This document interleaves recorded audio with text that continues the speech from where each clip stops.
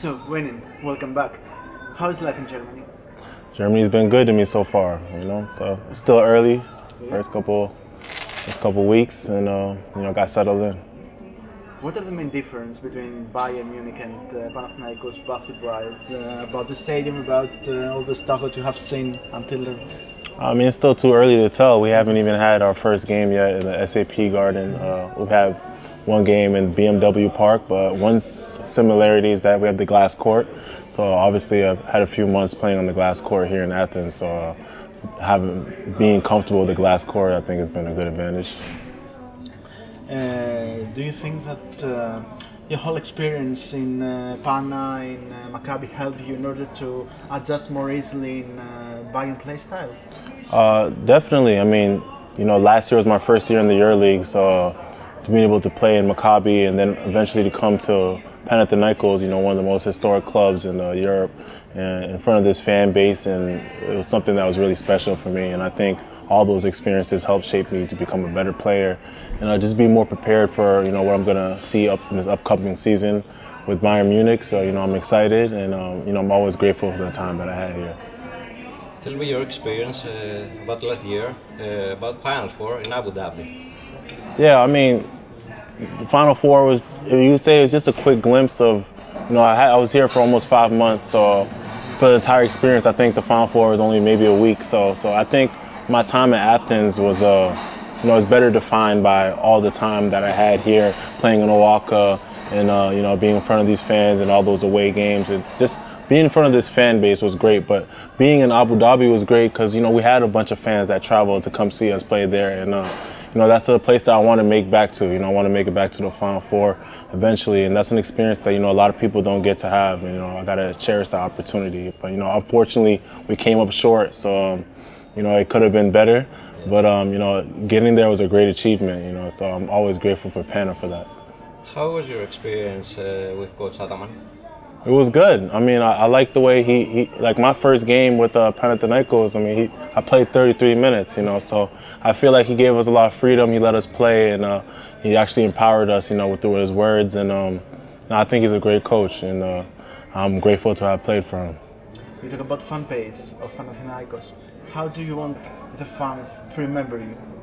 I just want them to always remember the passion that I had. I think every time I got on the court here, I gave everything I had, and the fan base also gave everything they had. So I think we're similar in that aspect, and they always are supportive. They're always showing love, whether it's in the airport or it's Instagram. Every single game, they're cheering, they're chanting. It's an experience that a lot of people won't never experience in their lifetime, and it's something that I'm always grateful for. And they're just so passionate, and I play the game with passion, so I think we relate in that sense. And prior in my career, I got to play for some big clubs. I even got to play for my country as well in South Sudan. I got to play for the Lakers, and just the passion was on the same level or even higher. Like I felt like every game we played here was like a playoff game, and that's an experience that a lot of people will never get to experience. And I'm looking forward to even playing here as an away opponent tomorrow. It's something I've been excited and looking forward to ever since I signed and the schedule got released. Going back to the summer, your contract was until summer, and then you had an option for +1, right? Or I mean, no, it wasn't. That wasn't so. It's not that I had an option. I was a free agent at the end of the season, and I had a few different offers, and what had happened to be the best offer for me was Bayern Munich, and I chose to come here at the end of the day. But yeah, it's not that like I had an offer that I turned down or anything like that. It was I had to go what was best for me and my career and my family. Talking about the last season, I think we talked before the Final Four. You said that you envision lifting up the trophy on the Abu Dhabi Air, but after that the season got the wrong way. What happened?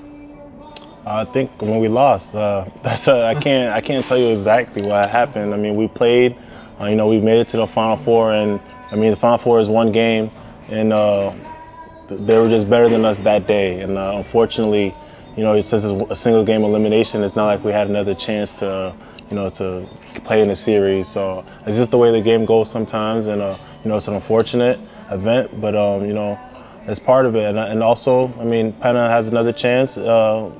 another season right now, and it's also another chance to go try to go win the trophy. So I think it's just the way that things went, and I don't look back at it with any negative feelings or anything like that.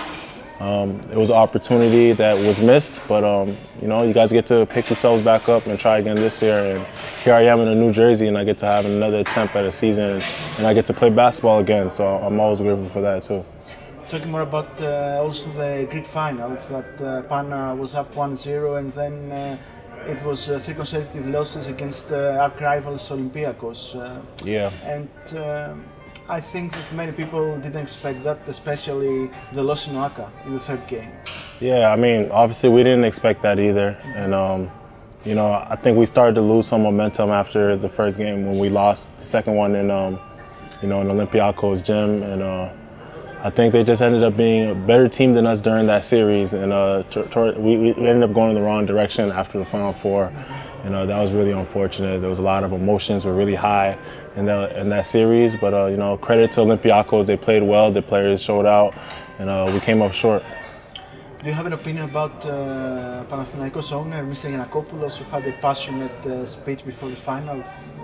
Yeah, I mean, he's a passionate person, and I think that fits with the club. And this is a very passionate club, and he really wanted to win. And he just shared his thoughts, and it's no different than he's been all season. I think he was just being who he is, and I don't look at it in any different in a negative light or anything like that. I think he's passionate. He really wanted to win, and it's unfortunate that we didn't. You came to cover the loss of Matthias Lesor. Did you have a chance to play with him on some trainings? Only a few days, you know, preparing for the Final Four during those practices that we got to practice against each other. Just a couple of days, because he wasn't practicing with us prior to that, you know, near that Final Four, or even during the playoff season versus playoff series versus FS. So we didn't have too much time on the court together. But you know, off the court, I've always talked to him. I would see him in the weight room.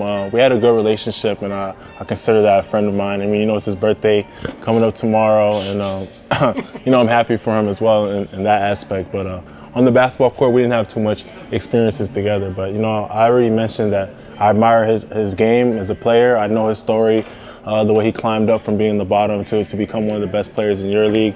It was something that I was inspired by. You know, I'm happy to be friends with him.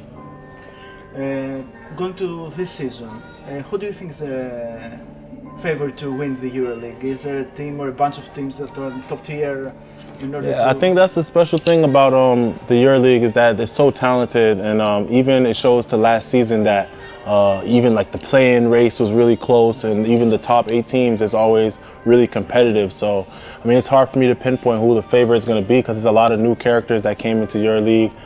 You know, even the best player from Fener left and went to the NBA, and they were the champions last year. So I think that changes things a little bit. Panathinaikos added TJ Shorts and another good player, Rashawn Holmes. So every team, I say a lot of teams got better this year. So I mean, it's hard for me to have an opinion on it. I think you got to ask me that after like a few weeks to see how teams mesh together, because there's a lot of new faces, and I'm not sure how it's going to go. And last question, if you don't have anything. You played in ΟΑΚΑ the last year. Yeah. So you know the feeling. Yeah. What about this year, the Final Four in Athens? Yeah, that's something that I saw, and I was really excited about it. First, to be back here in Europe, and especially in this special gym in ΟΑΚΑ, I know it's going to be super special. And then in the city, Athens, I think it's a great place for the Final Four. I think the atmosphere is perfect for it, and I think a lot of teams are going to be excited to come here in Athens. And you know, I mean, hopefully you guys make it back to the Final Four as well. That's amazing. I don't know, that's crazy, you know, to imagine Panathinaikos playing Final Four at home in Athens. That's a special experience, but I hope I could play against you guys. It's extra motivation for Pana. Of course, but Panathinaikos is always a very motivated club, no matter if you guys played in Asia. Like, I already know the Panathinaikos fans will find a way to get over there. They'll get on a boat if they wanted to. You know, like, they're so determined to play. So you can call it extra motivation, but it's hard to be more motivated than Pana already is. Thank you very much. All right, thank you. Really appreciate it. Thank you very much. Thanks.